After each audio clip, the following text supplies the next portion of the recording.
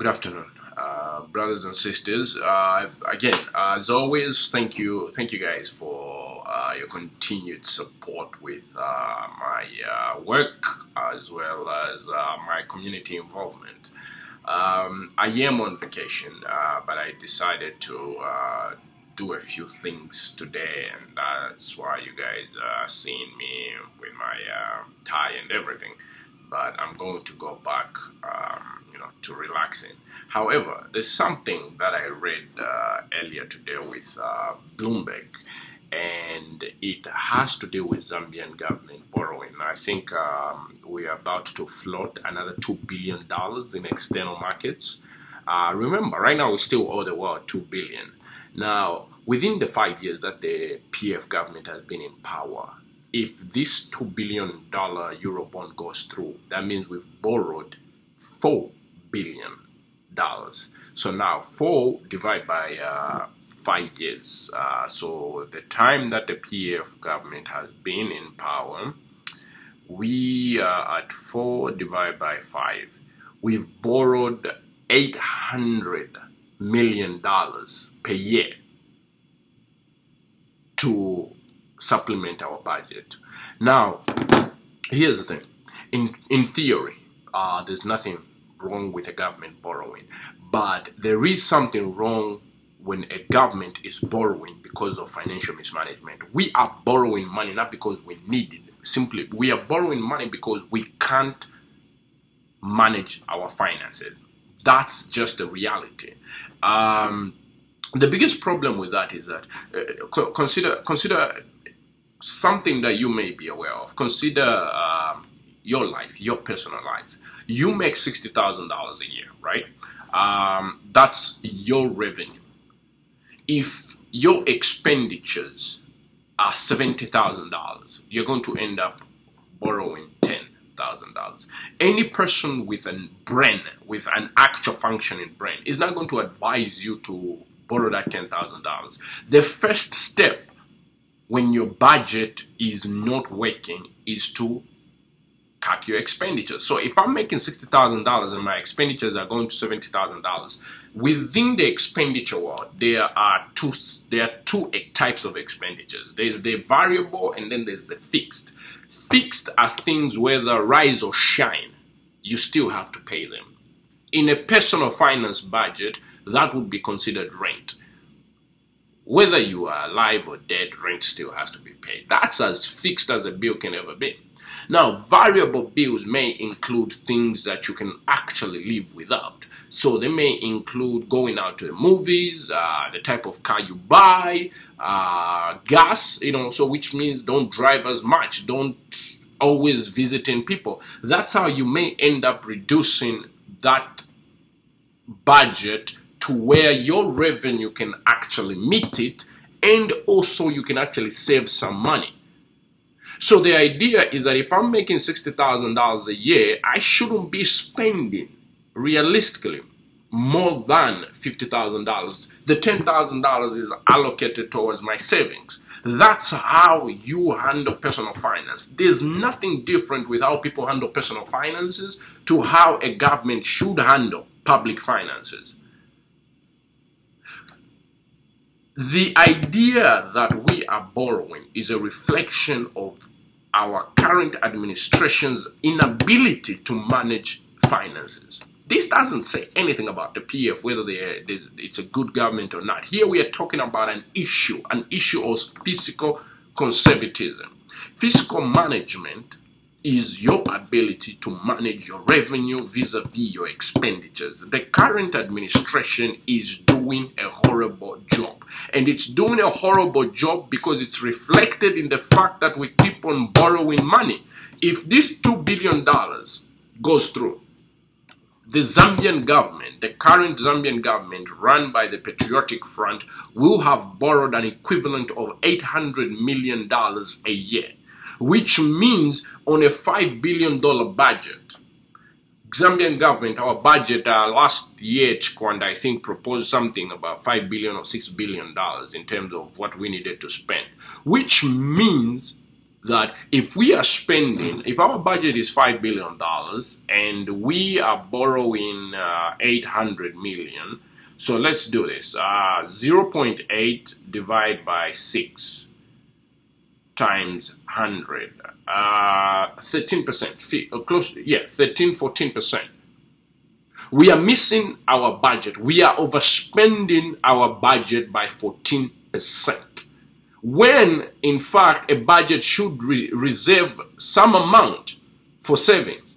So if you brought it down to my world, if I'm making $100,000 in revenue and my expenditures are $114,000, I'm borrowing that $14,000 to supplement a budget that stops at $100,000. So I'm not saving, I'm just going into debt. That's it. And that's what the government is currently doing. I am against borrowing the $2 billion. The first thing that the Zambian government, the PF government, should do is look at your expenditures.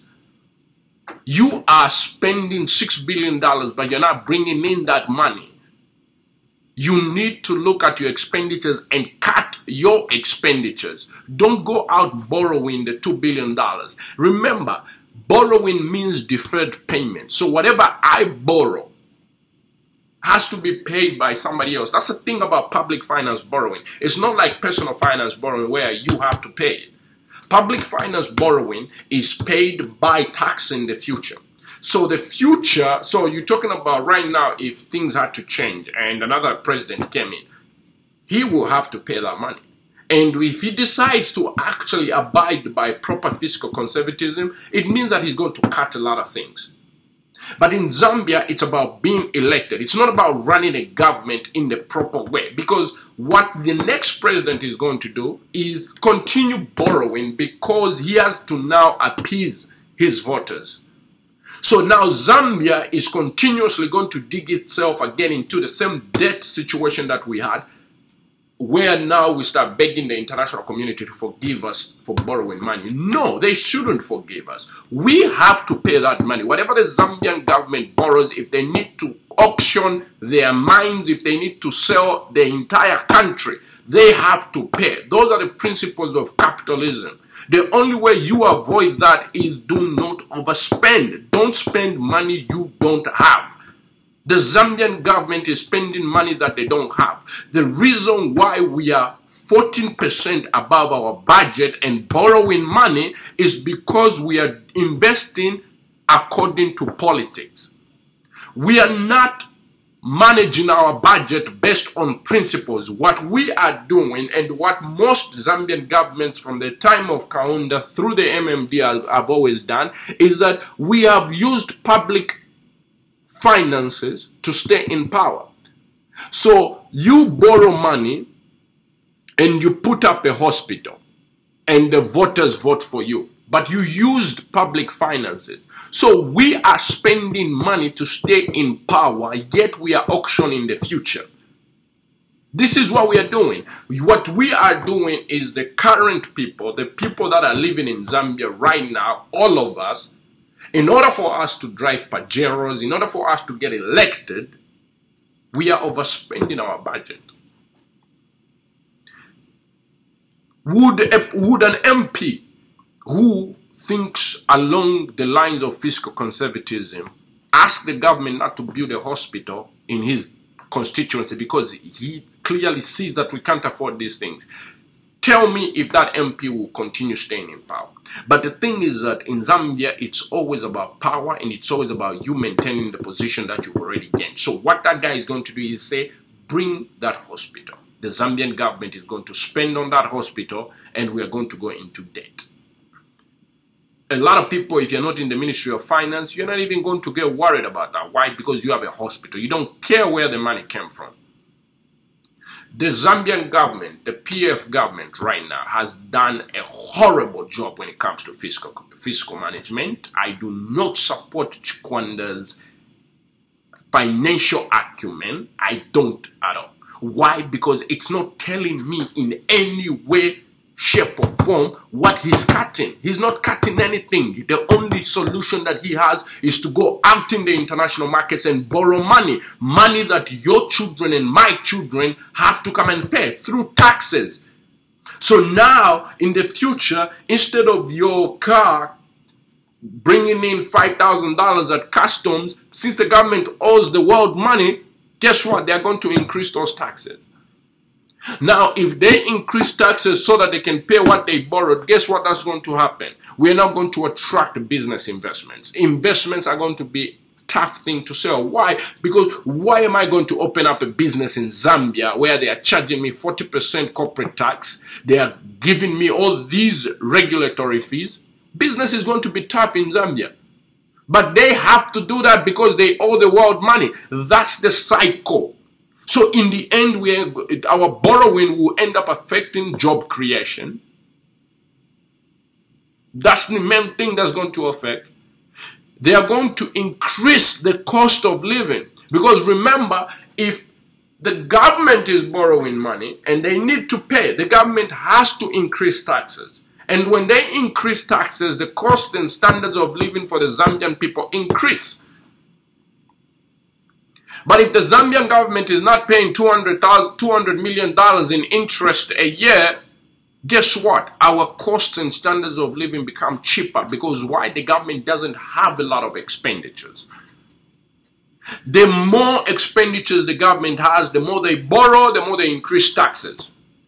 If the political situation in the country doesn't allow them to increase taxes, they are going to borrow. I can assure you, dead or alive, somebody has to pay for that money that we are borrowing. And it's going to be the Zambian people. You might not directly know how you're paying for that, but when you see your gas go up, know that you're paying interest on that bondage Kwanda took out. When you're all of a sudden you own a house and they start saying we are increasing rental taxes to 15%, Chikwanda is asking for you to pay for that interest. You are directly connected to this Eurobond. That's why you should fight and make sure that politicians who are going to vote for this Eurobond do not enter Zambia in 2016. They don't get elected in 2016 because they are the ones making the standards of living for you costly. Don't support the Eurobond. The $2 billion Eurobond should not be supported. If this is what the Ministry of Finance is trying to do, do not support it. What I want, personally, if they want us to take them seriously, they need to start cutting expenditures. The government is spending more than they are bringing in. That's your first solution. Whenever you go above budget, whether it's in your public finances or your personal finances, the first thing you do is, where am I spending too much? What can I cut in my life? You can't tell me that every expenditure that the Zambian government has is a fixed expenditure. No, I would say literally maybe even 40% are variable expenditures. Expenditures that we can adjust. Expenditures that we can reduce. That should be the first action for a government that is fiscal, that is responsible when it comes to fiscal management. Ladies and gentlemen, you are going to end up paying for that money. That $2 billion you're reading in the newspaper, if it goes through, you are going to pay for it. There's no way. This is not the time. This is not the 1990s where Zambia's debt is forgiven. The world will not forgive this $4 billion. If you borrow, you pay. That's how it works. We can't continue duping investors for our fiscal mismanagement. We can't do that. They're not going to take Zambia seriously.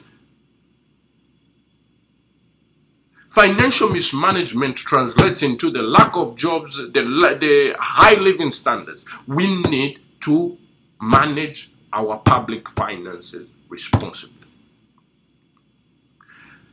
I'll continue watching this issue in Zambia. I am definitely against the $2 billion. We can't afford it. We can't afford it. Cut expenditures, all this infrastructure development the PF is doing, what are we going to use it for? Why can't we focus on investments that actually Pay you want to build the stadium, you can't even afford to pay the teachers.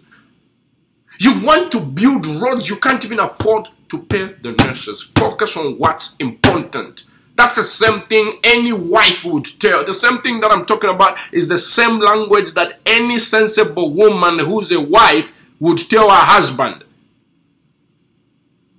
Bakalanda tawe bashimwana techi tukwanisha imotoka shitenko ka Toyota Corolla.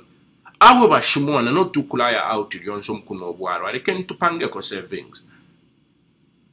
That's what any sensible human being with an interest in the future of their country is going to think. Cut expenditures. The Zambian people should understand that their budget and the level of expenditure that we have right now is not sustainable. So everybody at some point has to suffer. The solution is not going to go ahead and start demanding more taxes. No, because then you're taxing people. You're taxing the poor who are barely making it. What you want to do, if you are in the Ministry of Finance, your first job, your first thing to do is, what can we cut? Let the Zambian people share the burden of cutting costs. But guess what? You guys are not going to do it because 2016 is coming and you need to get it like that. That's it. So Zambia in the end will still be shot in the head. Why? Because you want to keep your job. That is completely stupid.